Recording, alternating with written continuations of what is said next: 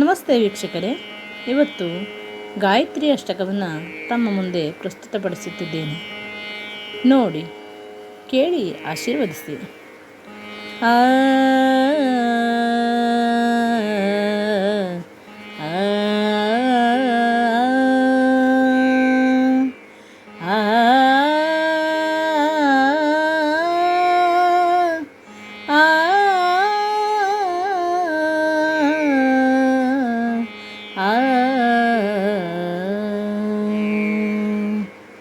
विश्वामित्रतपःफलां प्रियतरां विप्रालिसंसेवितां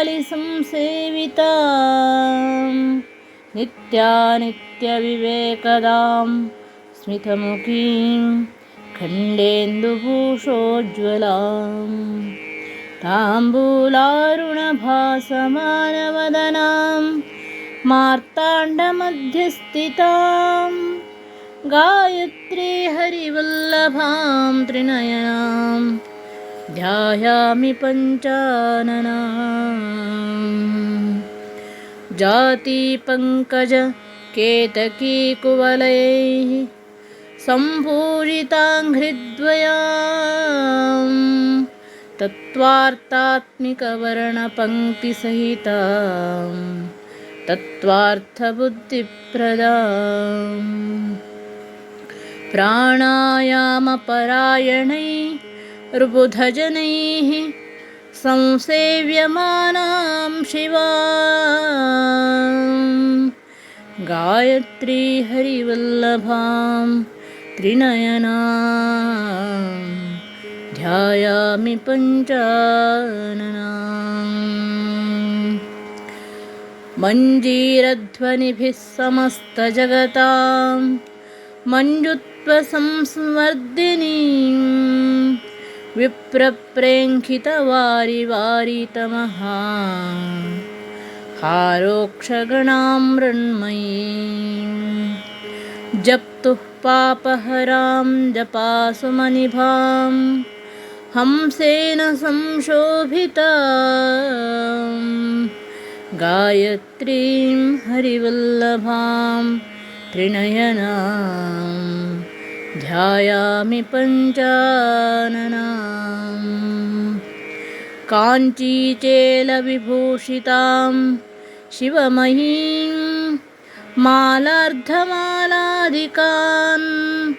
बिभ्राणां परमेश्वरीं शरणदां मोहान्धबुद्धिच्छिदां भूरादित्रिपुरां त्रिलोकजननीं मध्यात्मशाखानुतां गायत्रीं हरिवल्लभां त्रिनयनां ध्यायामि पञ्चाननाम्।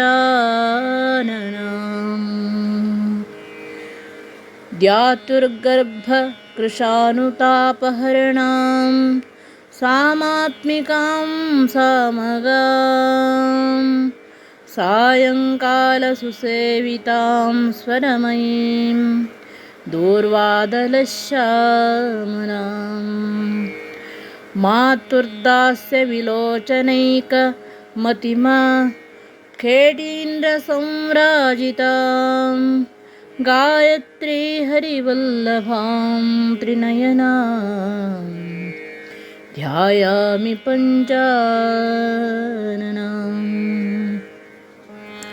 सन्ध्यारागविचित्रवस्त्रविलस विप्रोत्तमैः सेवितां ताराहीरसमालिकां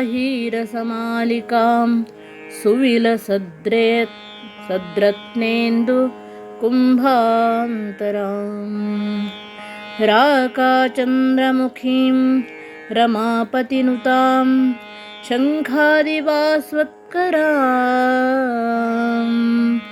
गायत्रीं हरिवल्लभां त्रिनयनां ध्यायामि पञ्चाननाम्। वेणीभूषितमाल कध्वनिकरैः भृङ्गैः सदा शोभितां तत्त्वज्ञानरसायनज्ञरसना सौदभ्रमद्भामरीम् नासालङ्कृतमौक्तिकेन्दुकिरणैः सायन्तमश्छेदिनी गायत्री हरिवल्लभां त्रिनयनां ध्यायामि पञ्चाननाम् पादाब्जान्तर रेणुकुङ्कुमलस पालाद्युरा रामामृतां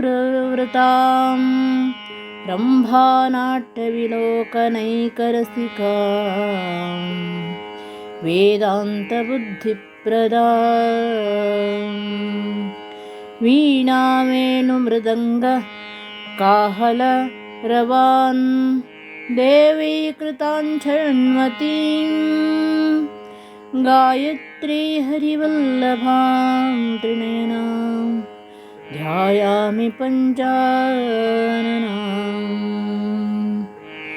हत्यापानसुवर्णतस्करमहा गुरुवाङ्गनासङ्गमाम् दोषाङ्गेलसमान् पुरन्दरसमाः सञ्छिद्य सूर्योपमाः गायत्रं श्रुतिमातुरेकमनसां सन्ध्यासु ये भूसुरां जप्त्वा यान्ति परां गतिं मनुमिमं देव्याः परं वैदिकाः देव्याः परं वैदिकाः इति श्रीमत्परमहंसपरिव्राजकाचार्य श्रीमच्छङ्कराचार्य विरचितं गायत्री अष्टकस्तोत्रं सम्पूर्णम् हरि ओम्।